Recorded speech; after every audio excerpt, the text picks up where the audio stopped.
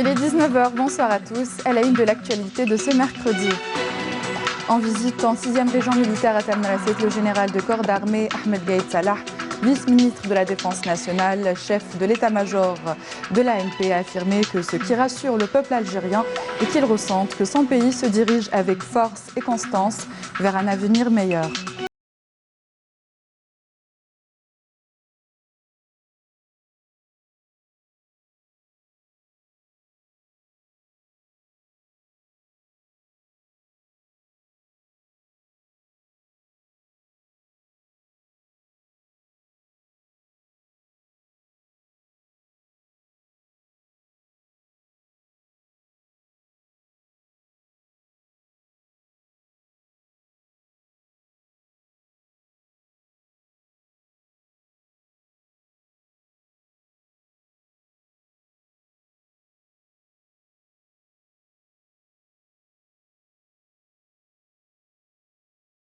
Une icône du 7e mars s'est éteinte hier. Le réalisateur des vacances de l'inspecteur Taher Moussa Haddad n'est plus. Un hommage à cette figure du cinéma algérien dans cette édition. Bienvenue à tous. Nous le disions en titre, le général de corps d'armée Ahmed Gaïd Salah a entamé une visite de travail et d'inspection en 6e région militaire à Tamanrasset. À l'occasion d'une allocution, il a salué les efforts soutenus de l'ANP mobilisés dans cette zone frontalière stratégique, rappelant l'attachement de l'ANP à ses devoirs envers la nation. Le ministre de la Défense a réaffirmé la nécessité de prendre toutes les mesures à même de garantir la sécurité et le bien-être de nos concitoyens. Nazim Azeri. Aux extrêmes frontières sud du pays, la visite a débuté par l'inspection des unités du secteur opérationnel de Borj Beji Mokhtar, où le général de corps d'armée s'est réuni en compagnie du général-major Mohamed Ajroud, commandant de la 6e région militaire, avec les personnels de ces unités. Le général de corps d'armée a prononcé à l'occasion une allocution d'orientation diffusée à l'ensemble des unités de la région via visioconférence, où il a salué les efforts soutenus et persévérants consentis par les hommes de l'armée nationale populaire dans cette zone frontalière vitale, soulignant que le haut commandement de l'armée nationale populaire a adopté dès le début de la crise un discours clair et franc qui émane du principe du patriotisme dans son concept global et a veillé à exprimer à l'opinion publique nationale à chaque fois que l'occasion se présente ses positions immuables. Je voudrais de prime abord indiquer que nous savions dès le début de la crise qu'un complot se tramait en secret contre l'Algérie et son peuple. Nous avons dévoilé ses tenants et aboutissants au bon moment. De même que nous avons élaboré une stratégie efficiente exécutée par étapes conformément à ce que nous permettent la Constitution et les lois de la République. Nous avons fait face à ce dangereux complot qui visait à détruire notre pays. Et le haut commandement de l'armée nationale populaire a décidé, de par sa responsabilité historique, de faire face à la bande et avorter ses desseins abjects. Nous nous sommes engagés devant Allah et la patrie d'accompagner le peuple et les institutions de l'État et nous avons tenu parole. Nous avons adopté, en nous adressant aux fidèles citoyens de cette chère patrie, un discours clair et franc tel que nous l'a appris notre glorieuse révolution de libération. Tous nos discours émanent du principe du patriotisme dans son concept global et sont imprégnés de constance dans sa sincérité de l'orientation que le haut commandement de l'armée nationale populaire n'a eu de cesse d'exprimer à l'opinion publique nationale, tout particulièrement à chaque fois que l'occasion se présente. Le peuple s'est ainsi rallié à son armée tel un seul homme. Cette position marquée par la communion, la solidarité et la compréhension commune de ce qui se passe dans le pays restera gravée dans l'histoire. Nous remercions Allah, nous avons préservé ensemble les institutions de l'État et sauvegardé leur bon fonctionnement. Ces institutions qui ont pu réaliser en un laps de temps des résultats notables qui ont contribué à rassurer le peuple et à instaurer un climat de confiance mutuelle. Le général de corps d'armée a affirmé que ce qui rassure le plus le peuple algérien est qu'il ressente que son pays se dirige avec force et constance vers un avenir meilleur aux perspectives claires qui sera bâti pierre par pierre. Il est évident que ce qui rassure le plus le peuple algérien est qu'il ressente que son pays se dirige avec force et constance vers un avenir meilleur aux perspectives claires qui sera bâti pierre par pierre. Il n'y a aucun doute que l'une des pierres solides avec laquelle sera bâti ce rempart démocratique escompté consiste en ce riche bilan issu de la tenue du Conseil des ministres en date du 9 septembre 2019, sous la présidence du chef de l'État, M. Abdelkader Ben Saleh, lequel a examiné les textes des deux lois portant création de l'autorité nationale indépendante, des élections et modification de la loi organique relative au régime électoral avant leur présentation devant les deux chambres du Parlement et leur approbation à l'unanimité ensuite devant le Conseil constitutionnel et leur promulgation par Monsieur le chef de l'État et publication au journal officiel.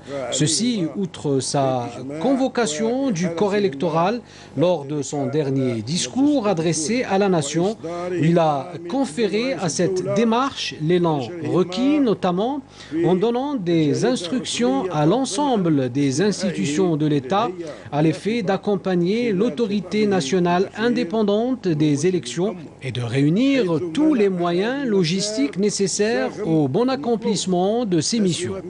Le chef de l'État a appelé à cette occasion l'ensemble des citoyens, les partis politiques et la société civile à une forte mobilisation pour la réussite de ce scrutin qui permettra à notre peuple d'élire un nouveau président qui remplit toutes les conditions de légitimité, un président qui se chargera de présider à la destinée du pays et traduire les attentes du peuple.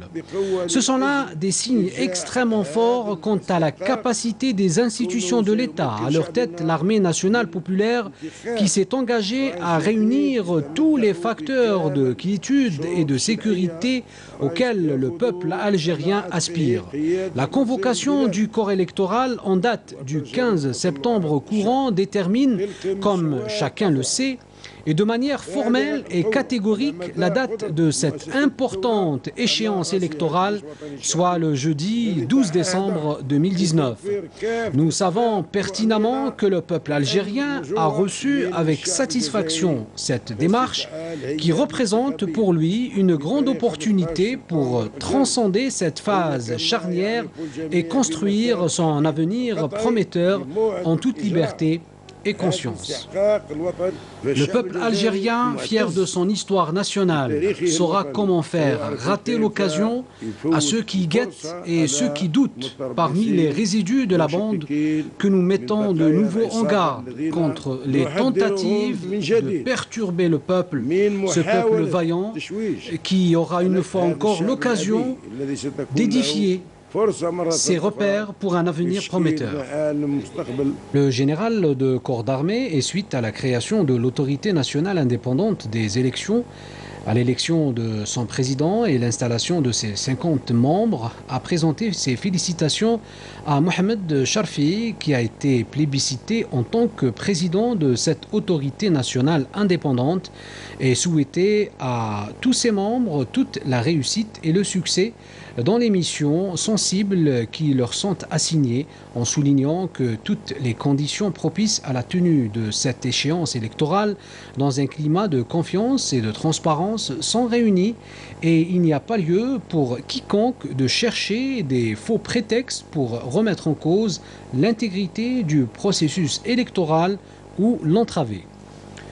Nous soulignons que toutes les conditions propices à la tenue de cette échéance électorale dans un climat de confiance et de transparence ont été réunies à travers la mise en place de cette autorité nationale, l'élection de son président et son installation avec ses 50 membres qui comptent parmi les compétences nationales connus pour leur intégrité et leur loyauté, comme je tiens à féliciter M. Mohamed Sharfi, qui a été plébiscité en tant que président de cette autorité nationale indépendante, et à lui souhaiter, ainsi qu'à tous les membres, toute la réussite et le succès dans les missions sensibles qui leur sont assignées.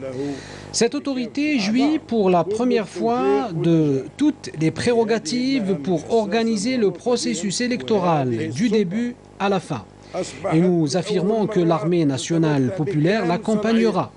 Il n'y a pas lieu pour quiconque de chercher des faux prétextes pour remettre en cause l'intégrité du processus électoral ou l'entraver.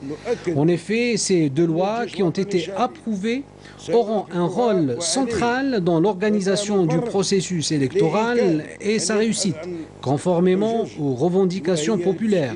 Ces lois feront ainsi office de voies éclairées qui mèneront vers la réussite escomptée dans ce domaine. Le général de corps d'armée a affirmé que l'attachement de l'armée nationale populaire et son souci permanent à s'acquitter de son devoir national envers la nation et le peuple, conformément aux missions constitutionnelles qui lui sont dévolues, lui dicte l'impératif d'entreprendre dans cette phase cruciale toutes les mesures à même de garantir la sécurité des citoyens et assurer leur bien-être.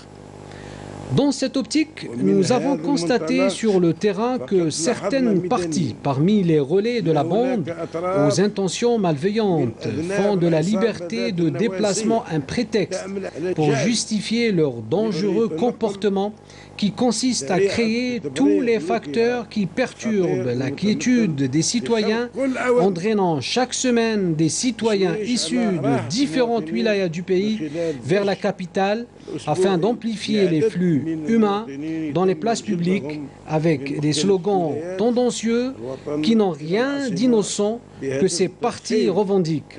Leur véritable objectif est d'induire l'opinion publique nationale en erreur avec ces moyens trompeurs pour s'autoproclamer fallacieusement comme les porte-voix du peuple algérien.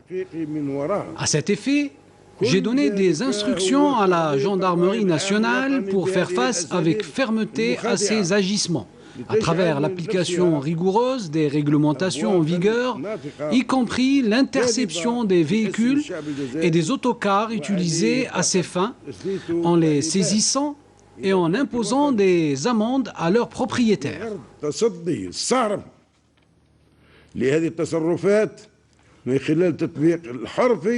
للقوانين السارية المفعول بما في ذلك توقيف العربات والحافلات المستعملة لهذه الأغراض وحجزها وفرض غرامات مالية على أصحابها. Et pour parler davantage du discours du général de corps d'armée Ahmed Gaïd Salah, nous avons le plaisir d'accueillir ce soir Saïd Mokhtar Medzioni. Bonsoir et merci d'avoir accepté notre invitation. Merci pour l'invitation et bonsoir aux téléspectateurs de Canal Algérie. La situation s'oriente progressivement et certainement vers une sortie pérenne de la crise. À cet égard, 2 lois organiques ont été promulguées et publiées dans le journal officiel, une preuve que l'institution a tenu son engagement vers la nation. Oui, effectivement, parce qu'on le dit depuis un certain temps, moi sur tous les plateaux où je suis passé, quelles que soient les chaînes, non seulement on avait dit que la seule sortie de crise était les élections présidentielles, c'était la seule solution, d'ailleurs, la plus... il n'y a pas 36 solutions, il y a une seule, c'est aller vers les élections présidentielles, qui est la clé pour régler l'ensemble des problèmes et des revendications qui sont encore portées par le peuple algérien. Effectivement, depuis le premier jour, l'armée nationale populaire s'est rangée du côté de son peuple, et ça a été l'une des premières déclarations de M. le général de corps d'armée, vice-ministre de la Défense, chef d'état-major de l'armée nationale populaire, quand il a déclaré qu'il allait accompagner ce peuple jusqu'à la réalisation de l'ensemble de ces revendications. Ça a été fait sans violence, ça a été un accompagnement qui a mobilisé une grande partie de l'armée nationale populaire et des services de sécurité, parce que c'est pas facile de faire ce travail de protection d'un mouvement de toute foule, et ça a été fait parce que le travail a donné lieu à la découverte de complots qui se tramaient contre l'Algérie. Et voilà, dans le discours d'aujourd'hui, on le voit, mais je crois que la mobilisation, elle est là, le peuple algérien, il est là pour qu'on aille vers les élections présidentielles comme ça a été arrêté pour le 12 décembre. Dans quelle mesure les présidentielles sont la pierre angulaire d'un renouveau du pays? Vous savez, madame, la majorité des groupes qui sont à l'intérieur des Hirak qui refusent tout. D'ailleurs, quand on vous dit ni dialogue ni élection, donc vous voulez quoi? Donc vous voyez que ces gens-là ne cherchent pas la solution, ils cherchent bien au contraire que la crise perdure. Donc c'est pour cela qu'ils ont compris qu'aller vers les élections, d'abord, on a évité l'armée nationale populaire dès le départ, a dit on reste dans la Constitution. Pourquoi? Parce que le process constitutionnel nous permettait d'être à l'abri d'un chaos pour le pays d'un côté, et puis qu'on évite les désignations, parce que dans le passé on avait essayé ces méthodes de transition, de Conseil national de transition, ça a été des désignations. Donc ces gens-là qui aujourd'hui savent très bien qu'avec ce mouvement populaire, ces gens-là n'auront aucune chance à travers les élections. Voilà pourquoi ils les refusent. Parce que moi, je suis certain que le futur président de la République algérienne démocratique et populaire sortira des urnes. Et c'est le peuple qui va désigner son président. Donc voilà, c'est inévitable. La seule clé de solution, et c'est la clé qui va ouvrir pas mal de chantiers, c'est l'élection d'un président légitimement élu et fort d'un suffrage qui lui donnera toute la latitude d'entamer les chantiers qui l'attendent. Voilà. L'échéance électorale est prévue pour le 12 décembre prochain. Le général de corps d'armée a souligné, je le cite, que toutes les conditions seront réunies et il n'y a pas lieu pour quiconque de chercher de faux prétextes pour remettre en cause l'intégrité du processus électoral. Oui, effectivement, parce qu'on entend sur des déclarations, bon, comme par hasard, des personnalités, entre guillemets, qui ont été appelées au dialogue ont refusé le dialogue. Des personnalités qui ont été appelées pour faire partie de la commission ont refusé de faire partie. Et aujourd'hui, ils font des déclarations pour dire oui, on est pour les élections, mais on aurait aimé que le dialogue soit plus sérieux. On aurait attendu 20 ans pour qu'il soit plus sérieux. Et il y a le peuple algérien qui a participé à ce dialogue, les gens sincères, les patriotes, les gens qui aiment leur pays, ont participé d'une façon très active et très efficace à l'enrichissement de l'ensemble des propositions qui ont été faites au panel pour qu'on puisse sortir avec cette commission qui n'a rien à se reprocher. C'est des gens honnêtes, c'est des gens que j'ai connus, que j'ai côtoyés sur des plateaux, qui n'ont rien à attendre. Ils sont juste animés d'un amour pour leur patrie. Et c'est un travail militant qu'ils font en toute sincérité pour arriver à des élections honnêtes et transparentes. Oui, bien sûr, personne n'a le droit d'entraver la marche de ce peuple vers les élections. Parce qu'aujourd'hui, on voit que, moi je l'ai dit sur votre plateau, je l'ai dit sur d'autres plateaux, le Hirak du 22 février et des premières semaines, ce n'est plus le même. Aujourd'hui, il y a une radicalisation d'un certain groupe au niveau du Hirak où on ne permet pas, et c'est ça la démocratie justement. C'est pour cela que moi je n'y crois plus à ce Hirak. Je crois aux revendications du 22 février qui ont été dans leur majorité satisfaites, mais quand on ne permet pas à quelqu'un d'exprimer à l'intérieur du Hirak son amour pour la patrie et son choix pour les élections, et qu'on l'empêche de dire ça tout haut, moi je trouve qu'il n'y a plus de démocratie au niveau de ce Hirak. Donc aujourd'hui, la sortie de salut pour ce peuple, c'est d'aller vers les élections présidentielles. Merci Monsieur Saïd Mokhtar Mediouni. Un avis largement partagé par nos concitoyens. والموقف تاع الجيش منا وحنا منه ها الجيش منا ولادنا وحنا منه واش الجيش عندنا جيش واحد اخر الجيش تاع دولتنا ولادنا هو منا وحنا منه بارك ان شاء الله تكون ان شاء الله جينا واحد الرئيس ان شاء الله اللي يخاف ربي ويشوف البلاد ويخدم البلاد بنيه صافيه ونيه صادقه باه نكونوا في طليعه الامم الاخرى اللي متطوره. ونتمناو تكون انتخابات نزيهه وشفافه اللي ترضي كاع الجزائريين وحنا رانا مع هذا الطرح ان شاء الله باش نخرجوا البلاد تاعنا من الازمه. نشكر القايد صالح الله يكثر مثاله ان شاء الله فهمت والله يكثر الجيش الوطني اللي راح من الحدود لي فرونتيير راح حامي من هذا الارهاب هذا. وثالثا نتمنى ان شاء الله الله يجيب لنا رئيس لهذه البلاد هذه يكون ان شاء الله في خوف رب العالمين. نتمنى ان شاء الله من البلاد هذه يجيب لها رئيس ان شاء الله اللي يكون في المستوى ان شاء الله مستوى تطلعات الشباب وكل الشرائح تاع المجتمع الجزائري ان شاء الله. نتمنوا الخير لبلادنا وان شاء الله اللي فيها الخير يجيبها ربي، ونتمنوا يجينا رئيس مليح اللي ينشط لنا البلاد واللي يشوف الشباب وان شاء الله ليها. كمواطن الموقف تاع الجيش يعني في المستوى، لانه راه حامي الحراك وحامي البلاد، وبفضله اللي توصلنا لهذا النتائج ان شاء الله، ويكون غير خير ان شاء الله. نشكر المؤسسه العسكريه قياده كاملين، نشكرهم اللي ساعدونا وقضاو على العصابه وبذلوا مجهودات مشكورين عليها، نحيوهم حنايا ونعاونوهم، هما كانوا معنا وعاونوا الشعب في الحراك تاعو. C'est un grand défi au service du pays. C'est ainsi qu'a qualifié Mohamed Cholfi la mission confiée à l'autorité nationale indépendante des élections. Je vous propose d'écouter son président invité ce matin dans une émission de la radio Chaîne 3. La mise en place de cette autorité répond à une demande du mouvement populaire. Ça a été fait. Maintenant, il appartient à cette autorité de faire en sorte que le fonctionnement, son fonctionnement, ses engagements, les moyens dont elle dispose, puissent rassurer les gens qu'elle puisse effectivement exercer ses attributions convenablement et conformément à cette fin de sincérité du scrutin. Nous nous sommes engagés en tant que membre de cette autorité à répondre pleinement à ces exigences. Ça fait partie de notre serment, ça fait partie de notre engagement. En économie, plusieurs mesures d'urgence ont été décidées lors du Conseil interministériel présidé hier par le Premier ministre. Ces mesures concernent le complexe sidérurgique d'El Hadjar, visant la réhabilitation et la valorisation de ce fleuron de l'industrie nationale. Les détails avec Nesrine Ben Saïdi.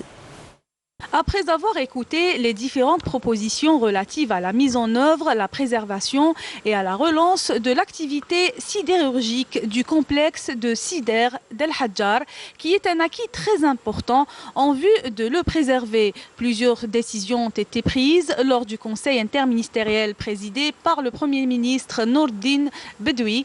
Des décisions relatives aux entreprises de réalisation qui seront tenues de s'approvisionner en matières premières exclusivement auprès du complexe, une condition qui sera introduite dans les cahiers des charges des projets financés par le Trésor public.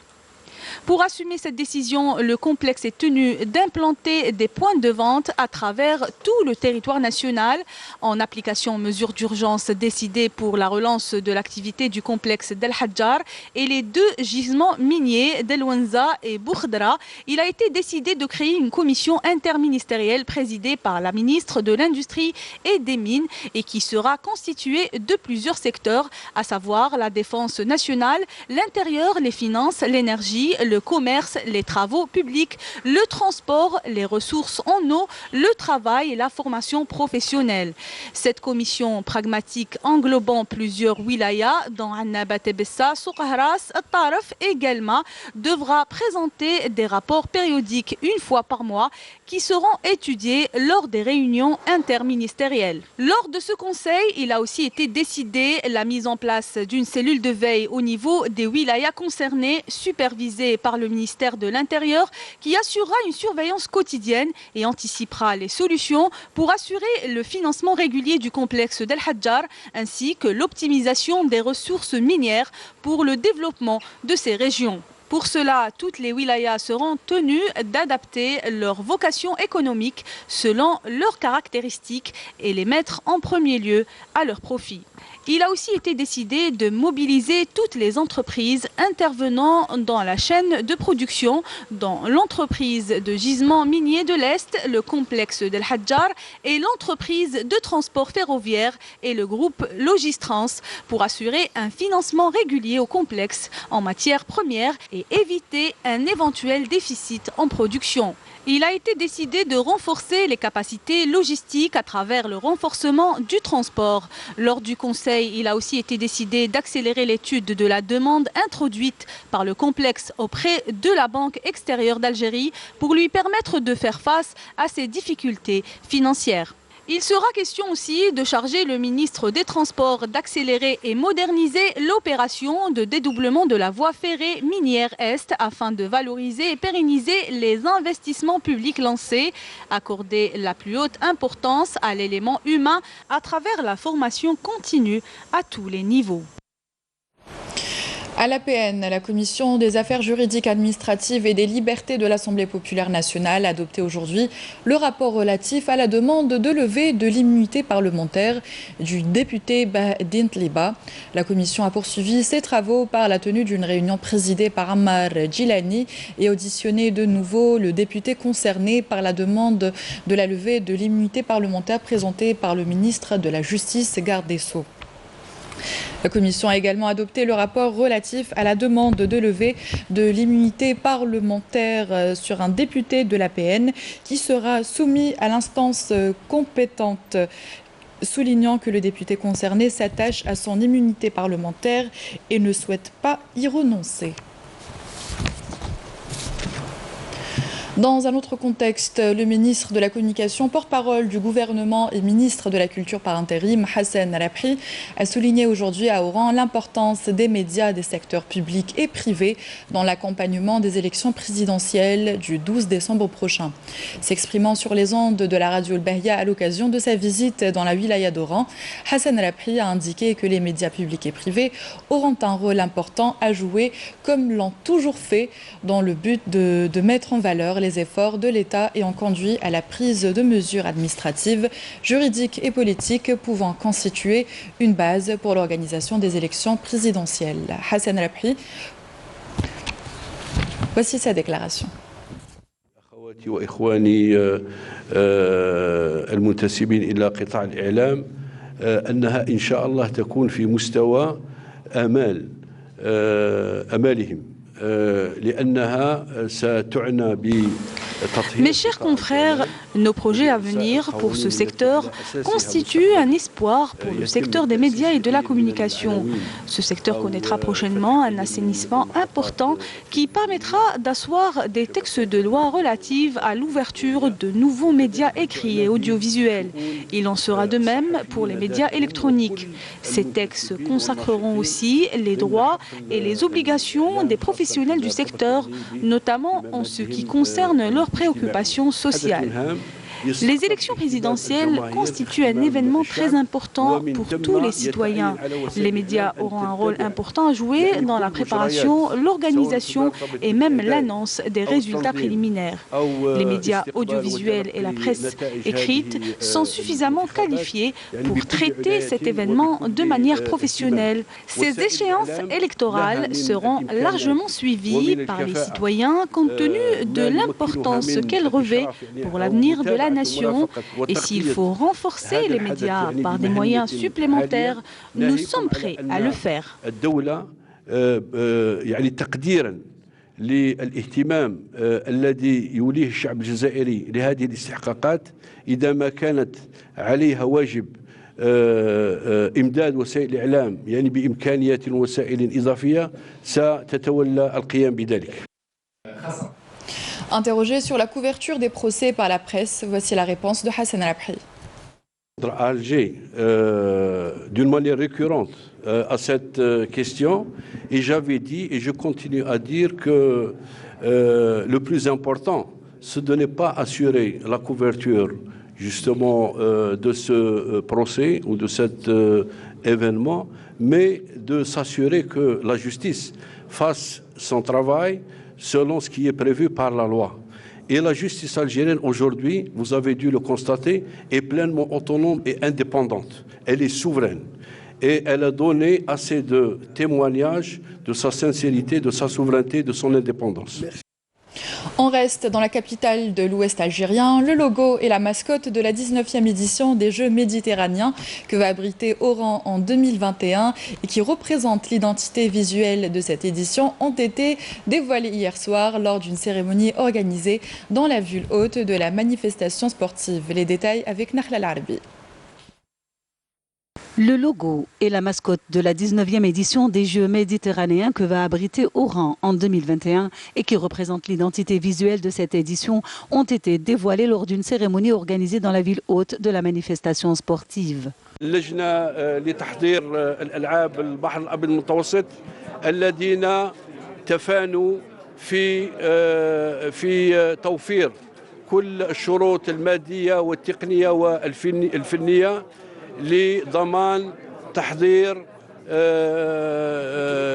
كلي وتحضير فعال وجيد لهذه الألعاب أي ألعاب البحر الأبيض المتوسط لسنة 2021. هذه المنشآت راهي تتبنى يعني بالمقاييس العالمية اللي موضوعها حاليا اللي راح تسهل كثير للإعلاميين وخاصة التلفزيون النقل التلفزيوني من كل المنشآت بما أنه تصاميم جهزت لهذا هذا الشيء اللي راح يخدم أيضا الصحافة ويخدم الألعاب بما أنه راح نتمنى إن شاء الله تكون نقل تلفزيوني من الجودة العالية في مستوى اللاعبين بما أنه لاعبين أبطال كبار. À cette occasion, il a été procédé à la signature d'un accord entre la direction des Jeux méditerranéens présidée par Selim Iles et l'entreprise publique de la télévision algérienne représentée par son premier responsable Selim Rbahi. هذه الاتفاقية هي لمرافقة هذا الحدث الهام الذي ستحتضنه الجزائر من الجانب الإعلامي السمعي البصري. التلفزيون الجزائري سيوفر كل الإمكانيات لتغطية هذا الحدث. سيتم بالمناسبة بمرافقة الحكومة اقتناء وسائل تقنية عصرية للسمع البصري لنقل الحدث لكل الدول المشاركة. هذه فرصة راح تسمح لنا باش نعطوا الصورة الحقيقية عن الجزائر والترويج للجزائر ولإمكانياتها. Étaient également présents à la cérémonie plusieurs athlètes algériens qui ont occupé les premières places du podium et marqué de leur sceau l'histoire du sport algérien. الجزائر ان شاء الله في الطريق الايجابي لهذه الالعاب البحر المتوسط وخاصه ان الجزائر عندها مكانه في التحضير عندها مكانه في التنظيم ماشي اول مره راح تنظم منافسات رسميه كما الالعاب البحر ولكن سبق لها ونظمت عده بطولات دوليه وانما يحتضنها الجماهير الشعبيه في الاوساط حتى يكون نجاح كبير وحتى يكونوا القاعات والملاعب مملوئين ويكون يعني النجاح باهر ومكتمل. Pour ce qui est de l'identité visuelle de la 19e édition des Jeux méditerranéens, ces concepteurs l'ont voulu créative, réaliste et connectée. Moussa Haddad s'en est allé. Figure emblématique de l'âge d'or de notre cinéma, le producteur et réalisateur nous a quittés à l'âge de 81 ans. Il avait notamment collaboré avec le réalisateur italien Giulio Pontecorvo sur le film La bataille d'Alger et remporté un franc succès avec l'inspecteur Taher en 1972. Nabil Kitouni. Laisse-moi lui parler. Ce soir, tu te nettoies un peu et tu mets de l'alcool iodé. Tu vas chez le pharmacien, tu prends les petits cotons-tiges, Rado. Les petits cotons-tiges. Et à l'endroit là où c'est rouge... Cette voix chaleureuse, paternaliste et exigeante tout en étant professionnelle n'est plus. Le cinéma algérien est orphelin. Le réalisateur Moussa Haddad, qui a su faire rire, pleurer et faire réfléchir des millions d'Algériens, vient de tirer sa révérence à l'âge de 81 ans. Combien de superlatifs peut-on utiliser pour dépeindre le travail de ce monument du cinéma algérien? Beaucoup, pour ne pas dire énormément. Le cinéma de Moussa Haddad n'est pas cantonné à un seul registre ou à un genre particulier. Il peut dépeindre minutieusement un chapitre de la guerre de libération nationale, comme dans Les Enfants de Novembre,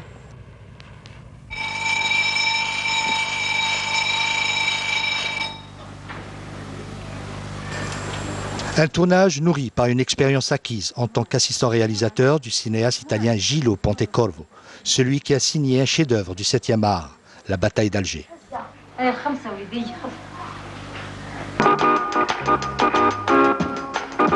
Moussa Haddad, c'est aussi le père du film le plus rentable de l'histoire du cinéma algérien, Les vacances de l'inspecteur Taher.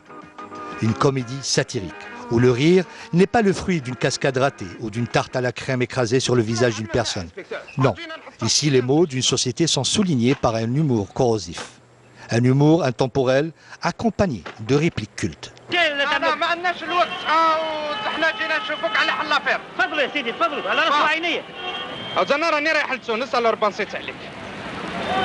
انا قلت نعطيك حس وردات في الجزائر وانت تعطوني صورت في تونس نعملوا شانجمون ما يسالش ما في حتى مانع ميرسي لكن تعرف الانسبكتور والله وثم والله ورحمه بابا وسيدي محرز والحلفويين ما عنديش فلس. Sur chacun de ces films, on peut s'attarder des heures pour décortiquer son travail. Hassan Tero Maki, Libération, Madine ou son dernier opus Haraga Blues, sorti en 2012. Que ce soit derrière la caméra ou à la production, Moussa Haddad a su donner au cinéma algérien ses lettres de noblesse. Toujours au bout de sa vision singulière, le souci du détail, la notion du partage et un amour incommensurable du 7e art. Clap de fin pour Moussa Haddad. Une émission spéciale sera consacrée ce soir sur Canal Algérie au défunt Moussa Haddad, réalisateur et figure emblématique du cinéma algérien. Elle sera animée par Amina Nbesh. Fin de cette édition, merci à vous d'y avoir prêté attention et de nous être fidèles. Excellente soirée sur Canal Algérie et à dimanche.